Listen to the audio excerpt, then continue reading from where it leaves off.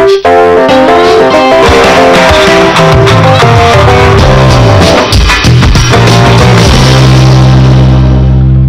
and welcome to this special In Focus. With 1.2 billion people and the world's largest population of youngsters under 35, many have spoken about the great demographic dividend that India is sitting on. But the flip side of this dividend is a growing crisis, created by a workforce that is not equipped to deal with the challenges of growth. Critics say that if we don't address it, the demographic dividend can turn disastrous. What needs to be done and what are the challenges? Joining me today are Adi Godrej, Chairman, Godrej Group of Industries and Chairman, India at 75 Foundation Trust; Mr. Godrej, the Vice Chairman of TCS and Advisor to the Prime Minister on the Skills and Apex Committee member of MSDC; Mr. M.D. Subbaiah, the former Chairman of the Murugappa Group and Chairman, National Skill Development Corporation; Mr. Rajan Navani, the Chairman of the National Committee, India at 75 and Trustee of the India at 75 Foundation Trust; and Vinay Hebbar, MD of Harvard Business Publishing. Mr. Godrej, let me start off with you as somebody who's advising the Prime Minister on the skill development concept, which has been something in the works for some time. Where are we at? What's the scale of the problem, really, when you look at it? I think a couple of years ago, when Professor C.K. Prahalad was alive, CIA initiated a study called India at 75, and especially with regard to skilling as one of the key components of that. If you look at the demographic profile of our country, in terms of the 15 to 24-year-old youth, till 2040 we are supposed to have that demographic advantage so long as we use it effectively. Skilling becomes one of the most major components of that, and the number that was arrived at, which was more of an aspirational number, was 500 million to be skilled by 2022, which happens to be India at 75. No other country in any part of the world has ever attempted this kind of a scale to skill for employment and then outcomes which are absolutely necessary if you have to keep the economic engine growing, as well as the social impact and the stability in the social framework itself. So that's what is the mind-boggling number of 500 million. It's a huge task, Mr. Godrej, especially when you have an economy that is, still outgrowing the world even in a very bad year. So, as somebody who's seen this whole concept develop and somebody who's facing the brunt of it as industries try to scale up, what do you think is the biggest challenge going forward? No, I think it's an extremely important mission. I think it's very clear. I like to feel there is no unemployment in India. It's only unemployability.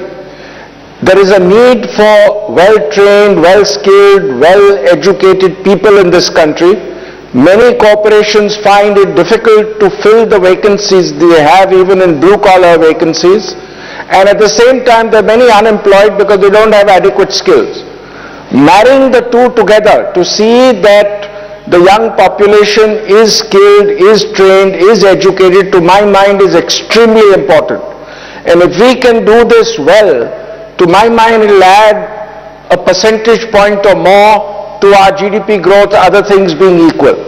It's very important, as Ram mentioned, also to ensure that there is inclusive growth, that the social situation in the country remains strong, and all in all, I think this is one of the most important missions for our country. Mr. Subbaiah, let me get you in here. You are heading this National Skill Development Corporation, but my question to you, sir, is that in India, the questions being raised on the veracity of the figures that we've got. For example, unemployment statistics are, people say, is far higher, especially when you talk about disguised unemployment in areas, especially in rural areas, for instance. What is your assessment within the National Skill Development Corporation of what the problem or the scale of the problem is? One thing that we're trying to forget is the fact that a lot of people in this country are self-employed. I think that's a figure which is forgotten when we talk about employment. We always believe that it's got to be employed in a factory or in an office or in a government office.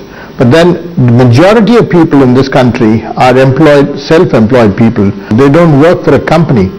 I think that number is huge, and that's true of every country. It's not only in India, but that's true of every country. So I mean, personally, I don't think the figures are exaggerated. If you take all of them into account, particularly in the agricultural sector, majority of them are self-employed people, and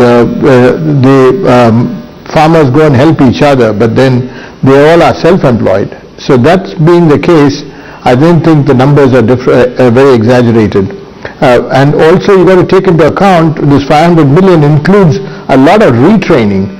You don't just get there and stay there. I mean, if you take, for example, a plumber or an electrician, if he goes for training for 3 to 6 months and gets trained as a wireman, he should be able to, end up by getting retrained. He can become a, high tension wireman after a few years. So he comes back for retraining. And that retraining also is included, in my opinion, in this 500 million, and therefore the numbers are not something to be worried about. So it is something that can be tackled. Let me get you in here. The problem of skill development in India is at multiple levels, and we'll talk about those levels. What's the cost of having a system as it exists right now for corporates, for instance? A lot of companies, and TCS is a great example, Infosys is a great example, they have to retrain most of the people they get in, and that must be piling up the cost for most companies. It's huge. I mean, the cost can be looked at multiple levels. The cost of acquisition of talent, the cost of developing that talent and getting them to a level where they are productive, and then the cost of retaining them, because the talent is so limited, and the employers are competing to acquire that talent. And also, one of the biggest limiting factor for growth in many of these companies, whether they're talking about the manufacturing sector or the service sector, is talent. And this is true in India, but also true globally. I mean, Mr. Godrej was talking about the importance of skill development. If you look at the skill shortage globally, it's also a factor that the age profile of the population in developed countries is skewed now. And it's an aging population as well as a declining population. So the talent and skill development in India is not just important for our own domestic needs, but also to serve this gap that is emerging globally.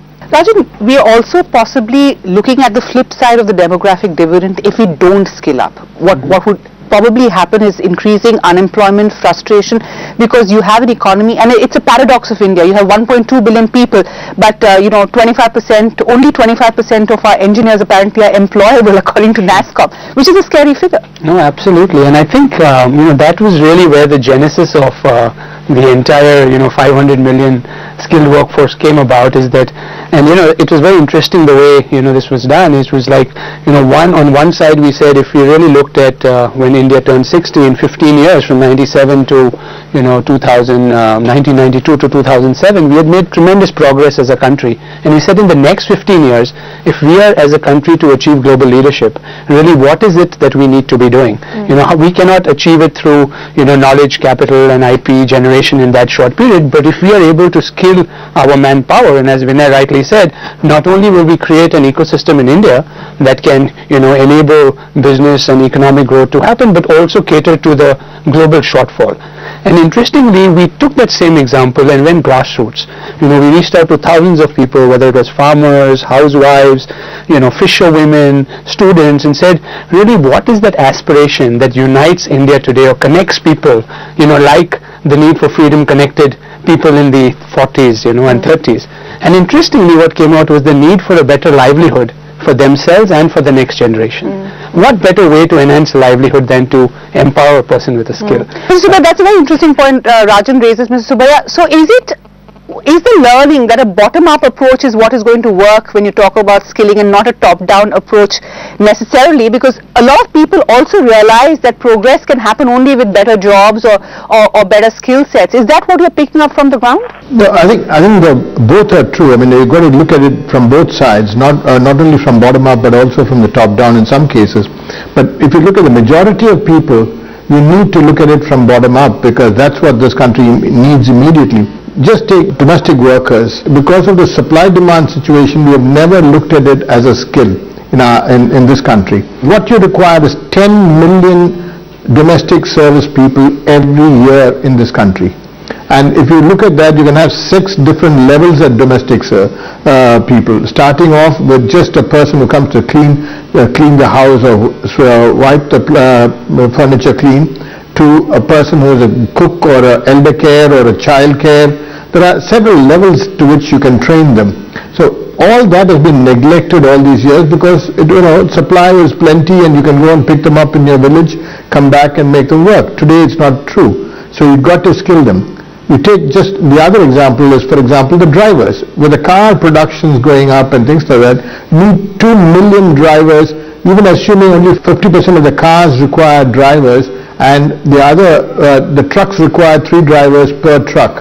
So if you take that, you need 2 million drivers to be trained every year. And they're all, these are all things which you have never attempted before in a systematic way. So that's really where I think the opportunity is on a bottom-up basis. And also we should be able to give them, apart from being a driver after 2-3 years, can you train him to be a mechanic? Can you train him to be a good engineer? These are possible. And I think we have never looked at it in a systematic way all these years. And that's really why suddenly we see this problem staring at us and we said, 500 million, and we get, pushed back kind of a thing. I don't think we should worry about the figures. We should look at it bottom up and start looking at the opportunities of training them and developing as many training centers as possible to train as many people as possible in any area.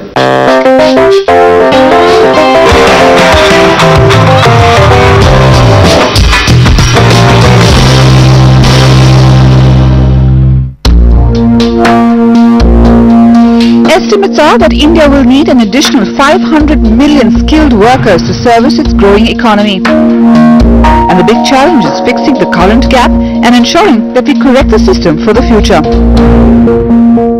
I think let me address the second part of the question, namely, as the kid starts in the school, the whole area of vocational education has been unfortunately neglected in our country for a very long time. What we are trying to do with the MHRD is to bring in vocational education into the classroom at the secondary school level, namely at the 9th, 10th, 11th, 12th. Sure. The reason we want to introduce at the secondary level is at least 4 years of vocational education as part of the curriculum, which will enable you to get the credits which can be taken for a graduate degree in vocational stream.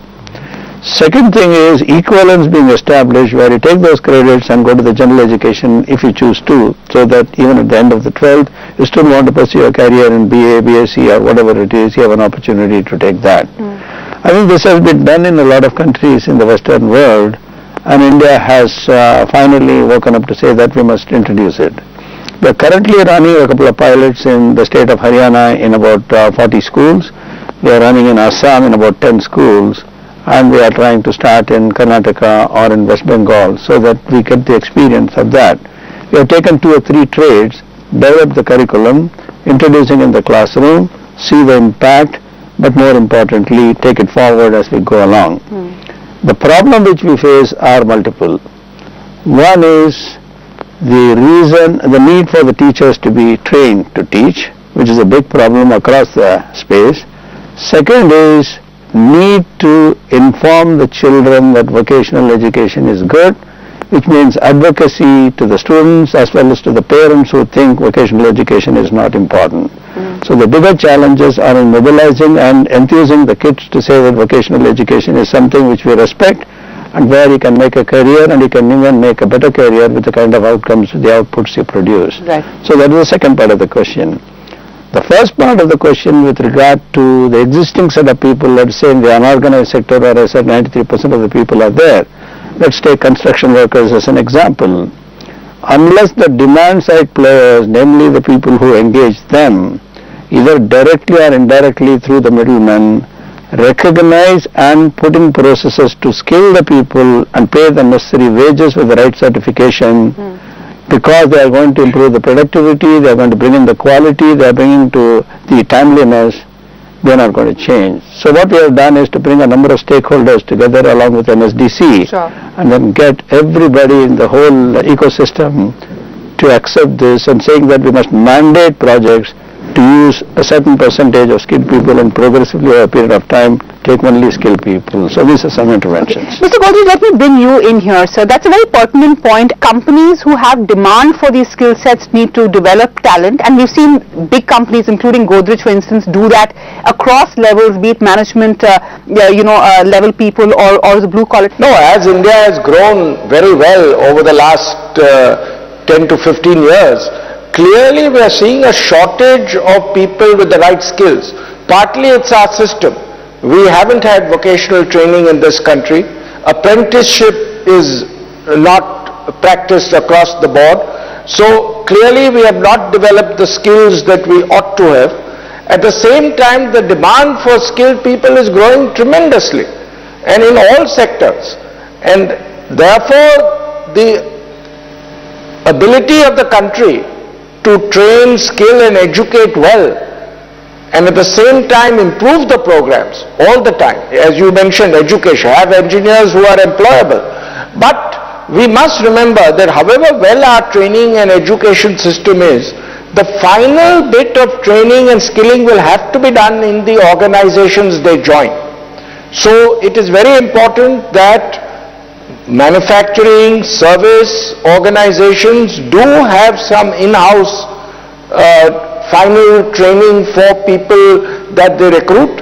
And in fact, I think as part of corporate social responsibility, large organizations should be skilling and training more people than they may need themselves, so that the others can go into the market, especially when there are very specialized kind of skills and training that are required. So for example, in the Godrej organization, we are putting a lot of emphasis as part of our corporate social responsibility on training salespeople.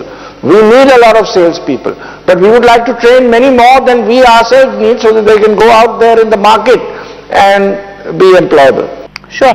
Godrej, you seeing a lot of companies, I know a lot of companies deal with you. I mean, you advise a lot of companies, there's a lot of cross-learning. Do you see a lot of companies actually doing that, going beyond the mandate of just training for themselves, but really looking at the ecosystem? There are, and I think that's the need of the hour, like Mr. Godrej pointed out. We can talk about it at a company level, or even if you look at countries like Germany, they've done very interesting things to address some of these challenges. At a company level, we work with an organization called Mission 10X, which is a not-for-profit trust set up by Wipro.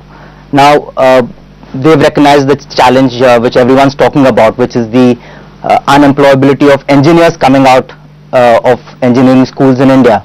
So what they've done is, instead of just taking engineers and training them, said we'll address the root of some of these problems, and they've set up an entire organization that is training teachers at 1200 engineering schools on pedagogy that would make the students coming out of these schools more employable, give them the skills that they require in the real world.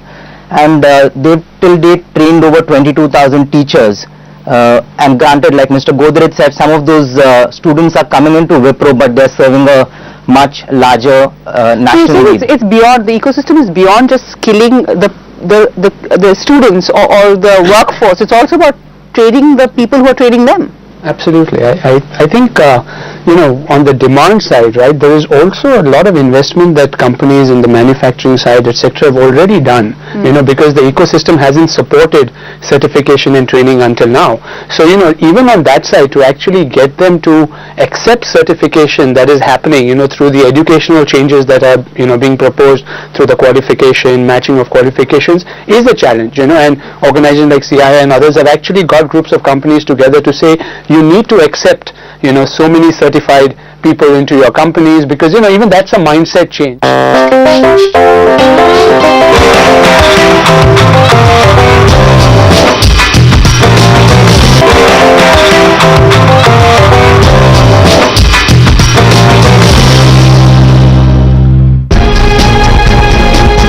India faces a skill shortage that has hurt every part of industry, and to add to that, the shortage has been worsened by the rapidly slowing rural migration due to government-backed programs like NREGA.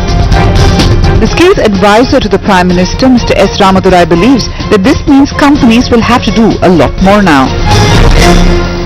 I think it is the responsibility to make sure we all pay the right wage for the right skill. If a plumber comes to your place, or a wireman comes to your place, and then he says this is what it's going to cost, we should be cribbing unless it's absolutely atrocious. But at the end of the day, we must respect the profession, and we must pay the skills, and we must have minimum wages and going up as the competency level increases. At the end of the day, we are looking for high quality work, productivity and timeliness. And these can be addressed when there is a motivation for the employee or a self-employed person to make sure that he or she is recognized for what he or she is doing. I think we have to work, and that's what the Sector Skill Councils as part of the NSDC is working on, to define the competency levels and the skills that are required to attain that competency through certification and the accreditation organizations. At the end of the day, the demand side people have as much responsibility on this, from the supply right through to the demand. It must be a complete integrated view with all the players being a part of this and then working in unison, and that's what we are trying to attempt in this whole challenge. Mr. Subbiah, let me toss that question to you. You not only head the National Skill Development Corporation, you're also chairman of one of the biggest industrial groups in the South. Do you think the onus is as much on the demand side to actually encourage the skill development from the ground up? Yeah, I think so, but I think the more important thing, as Mr. Ramdurai rightly pointed out, is the fact that once you're skilled, you've got to be willing to pay. And what we're trying to do in NSDC and through our partners, as well as talking to the employers, we're trying to encourage them to say at least 25% of your workforce should be accredited by the sector skills councils. The sector skills councils have been formed. We've formed so far 14 of them, of which 6 have already started working. They're setting the standards, not only the standards, but they're also training the trainers, and also have the responsibility of setting the accreditation levels for the different jobs that they're recommending. So once that accreditation is done, then the payment starts, once the employer starts paying, then automatically the movement will get a tremendous fillip. We did a small experiment in Pune with Godrej in the building industry, and there 1 day a week we requested them or the contractors to release the people to be trained by Godrej themselves, and we supported that training program. And in fact, on the shop floor, on site, and just 1 day a week. So they were paying them for 6 days, 5 days a week they were working on site, 1 day a week they were getting trained by trainers by Godrej, and you wouldn't believe the employers were all willing to, every contractor was willing to pay 20 to 30% higher wages for these trained people, because they saved the money on productivity of the materials. So this is the kind of thing that we are proposing to as many employers as possible. In India, the need to scale and create scale for the skill development are going to be key. But how do we do it? Where do we start? Catch the debate next week.